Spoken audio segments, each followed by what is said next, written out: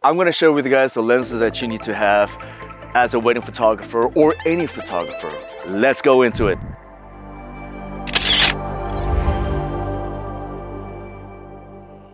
Being a photographer for 20 years and buying just a bunch of different lenses, I swear I must have bought at least 100 different lenses just because, it's fun to do so.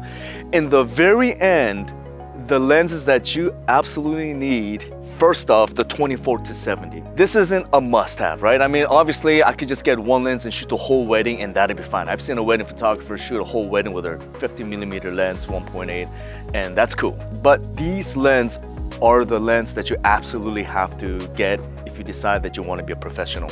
It covers everything.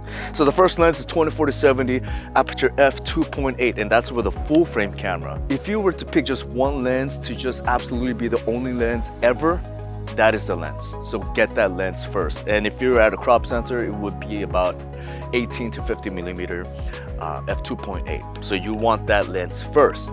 Second lens you need to absolutely get is a zoom lens. And there's a lot of different lenses out there. I've seen there's 70 to 300, but the aperture goes from f3.5 to f6.5. You don't really want that. Once the aperture goes higher and you're stuck in a ballroom or reception room and you need that big aperture f2.8, that's gonna mess you up a little bit. So these lenses are actually super expensive, right? You could get the native brand, Nikon, Canon, Sony, and they're like at $2,500 each. But you also could get third-party lenses like Sigma and Tamron. That's half the price, and they are just as good. So my 70 to 200, I couldn't get myself to get the Nikon lens, which is at $2,500. So I got half the price, 70 to 200 f2.8 for Tamron. So you need this long lens. It's my favorite lens of all time. Photos are sharp. You get to zoom in a lot. The background is super buttery and creamy.